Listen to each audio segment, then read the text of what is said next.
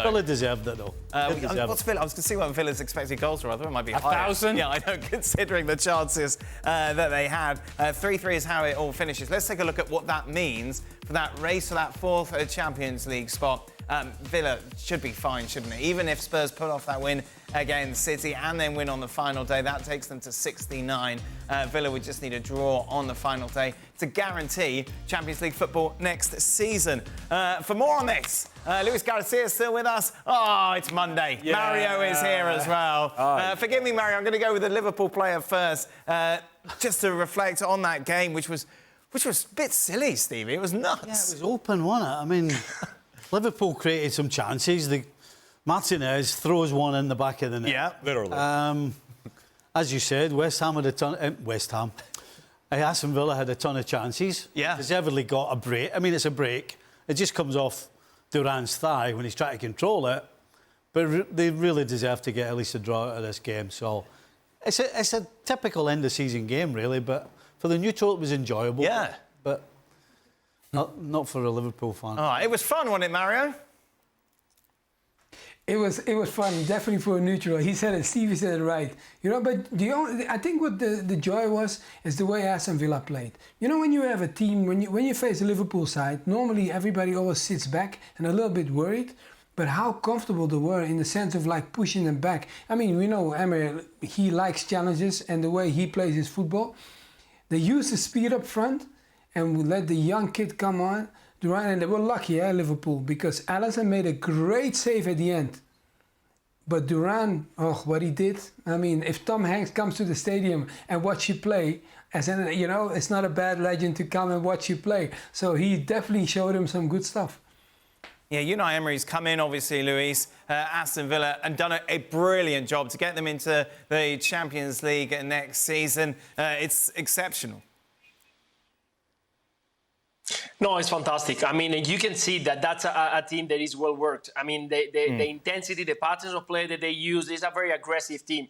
And in transition, I mean, Mario just mentioned, they got a speed up front. They are so quick. And even when they make the replacement, the players who came in, they brought something extra. So that's something that today is very difficult to see. A team that attacks a lot, but that is very aggressive going forward, but is still managing to keep the control at the back. I think that Liverpool in the second half could have scored a couple more goals, and they should have put this game to bed. But look like they were all relaxed. There's nothing to play for. It's just relaxing. You are away. So a 3-1 is fine if you score another one, but they got relaxed just too much. And for Villa, they saw the opportunity. They saw that they were making mistakes. We saw Alisson giving the ball away, but not conceding. A couple more chances where Aston Villa, without anything, any effort, they were creating chances. So in the end, it was a matter of time that second goal arrived, and it arrived. The third one is just really unfortunate for Liverpool, and I totally 100% with Steve.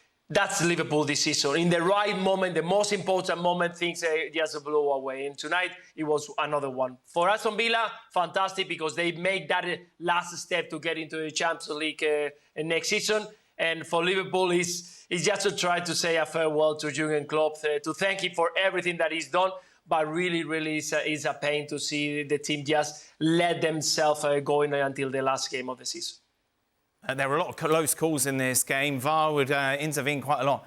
Thank goodness we're going to get automated offsides next season, because it's embarrassing, isn't it, these lines? It's absolutely ridiculous when you're looking at a screen for what seems like forever and you're waiting on them putting the line down. Yeah.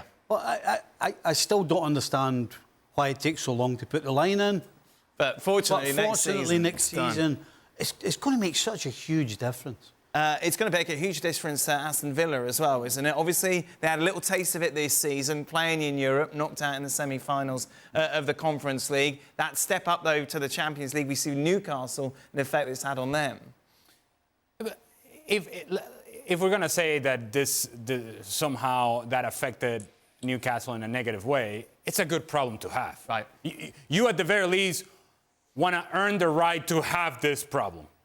And how do you deal with Champions League? And how do you deal with that step up in competition and the challenges of the schedule and the challenges of, do you have the talent personnel available in order to compete at that level consistently? You want to have that problem if you're Aston Villa. you want to have that problem if you're Unai Emery. And I can just tell you, while we can talk about Liverpool probably needing to score or possibly scoring a couple more goals in the second half, truth is that Aston Villa could have scored 1,000 goals today. I'm not exaggerating when I say that they had at least 6, 7, maybe even 8 clear chances, 100% chances. And while that, some of it is poor defending from Liverpool, some of it also has to do with what Aston Villa does in the attack and the change of pace, that when Diaby gets the ball, when Bailey gets the ball, when Watkins gets the ball, there is one purpose, and that purpose is let's get him behind, let's challenge him behind, let's turn around defenders, let's take defenders in 1v1 situations. When you have a team that is willing to do that, they're exciting to watch, they're going to be productive in the attack. What I think they need to sort out is, look, we can be great going forward, but let's not get crazy and be open in the manner in which sometimes they're open. If indeed they're going to be successful at Champions League level, defensively, they're going to have to address that. A lot of talk around Salah. How would you rate his performance today? Kind of typical of his recent performances. That's not a compliment. No, he was pretty invisible. It's just it's unfortunate that right now we're looking at him in a light that, considering how great for how long he's been, maybe is a little bit unfair. But it kind of goes along with the rhetoric of the end of the season that has been really poor from Liverpool. And so it's very difficult to be positive, particularly on Salah, because he hasn't done anything recently to help Liverpool. But as I said, we really shouldn't forget how great he's been over such a long period of time. Liverpool legend Steve Nicol says that Salah was invisible once again. Luis, where do you stand on this? I think that Salah is been with the rhythm of what the game is on. I mean, the team is been just going down, having some good minutes, and then you see Salah making a run, maybe arriving in second line, maybe giving a good pass. But in the end, I'm not saying that he disappears a lot, but it's true that it's the rhythm of the game. I mean, you can see 10 minutes, good Liverpool, intensity, good pass, good combinations, a good attack. And suddenly 10 minutes also you don't see, but no, you don't see Salah, you don't see Gakpo, you don't see Luis Diaz. So in the end, it's the way that this Liverpool is been working in the past, because there is nothing to play for. Even though that you have the pride of wearing the jersey and you try to show that on the field, to give that back to the supporters and the club and everything, you keep that for a period of minutes. But there are moments where you just disconnect. And sometimes these kind of players, that they are genius, they disconnect for such a long time that they could disappear for a while. Yeah, Mario, what's it like, these sort of games where there's literally nothing on the line, like for the likes of Liverpool? Yeah, but I think, what the guys already highlighted, like when you have a star player like that, normally they go for goals. He just thinks like, okay, let me get my goal tally, let's keep moving. When you then, you quiet down, sometimes it's a lot happening, right? You get a new manager, the situation that he had a couple of weeks ago with the manager. So sometimes that can also affect the way you go into certain games. And also then what the guys said, towards the end of the season, physically, we want to perform as good as we want, but sometimes our bodies always say to us, like, guys, we're coming towards the end. And if you have nothing to play for, it almost feels like you're getting tired even quicker. But if you have a final waiting for you, believe me, your energy sparks like crazy. But there is no, if that is not there for you, like let's say, they were still, let's say Champions League or whatever we can call, if they were going for that, I think we would see a totally different Salah and anybody that plays up front for Liverpool. But now it looks like it's almost calming down everywhere there. What, of course, has coincided with a poor run for Liverpool towards this time of the season is Darwin Nunez's complete lack of form. On the bench here today, came on obviously offside. Surprise. Yeah. What do you do with him? I have a soft spot for Darwin Nunez. I have a soft spot for him because I think he does bring a certain intensity to the position. He does make runs that sometimes go unrewarded. He will sacrifice for the team. He'll go and press back lines, and he'll make it difficult for center backs. But the productivity has to go hand in hand with all those things that I just mentioned. And it's not only the misses for Darwin Nunez, it's that the misses seem to have come in big moments. And when you think of elite level strikers, in those sort of moments, they're putting the ball in the back of the net more times than not. And he's yet to do that consistently. And so I would hope for patience for Darwin Nunez, but I think we're getting to the point where we may be running out of patience. And it's going to be critical, really important, that his start with Arne Slot is a positive one. Yeah. And that he feels the confidence from the manager right away, thinking, you're going to be important for me, and we're going to need your goals, and you're going to score the goals for me.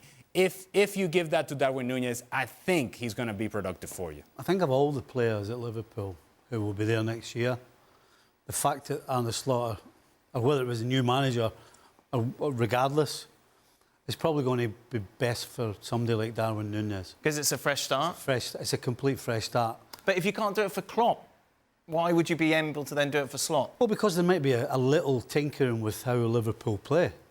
That can change. That changes a lot of things on the field.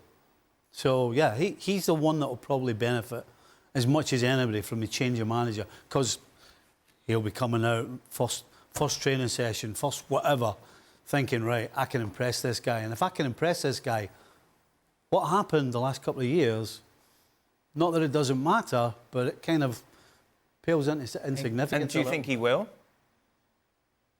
What? Do you think he will impress him? Do you think he can rediscover some form? The only thing I can guarantee you is that Darwin Nunez, from the very first day they get back, will be doing every single thing he can and more to impress Arne Slot, because it is a new start for him.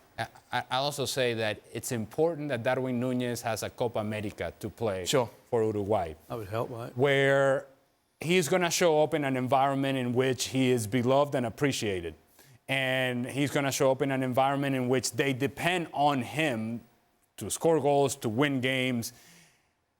You need a change of scenery at times. And him going into this group in Uruguay that are going to surround him with all sorts of support, I think may just be the thing that he needs. So if he has a good Copa America tournament, that confidence maybe translates into confidence coming into camp with Liverpool, and maybe that's what he needs in order to score the goals. For him, it's about scoring goals. All the other stuff I love about Darwin Nunez, but scoring the goals, and you got to put that. You got to reward your own work, and sometimes he doesn't do that. One game left, of course, then for both sides, which will take place next weekend. That's it, Luis. A late night swim. Oh, yes. I think so. Well, he's going to... No, there's no sun. That's needless. What do you mean? Let's go. No point. A little bit of Skinny rest. dipping. A little bit of rest. Oh, well, he's pretty much skinny dipping before. Skinny dipping, late night. Exactly.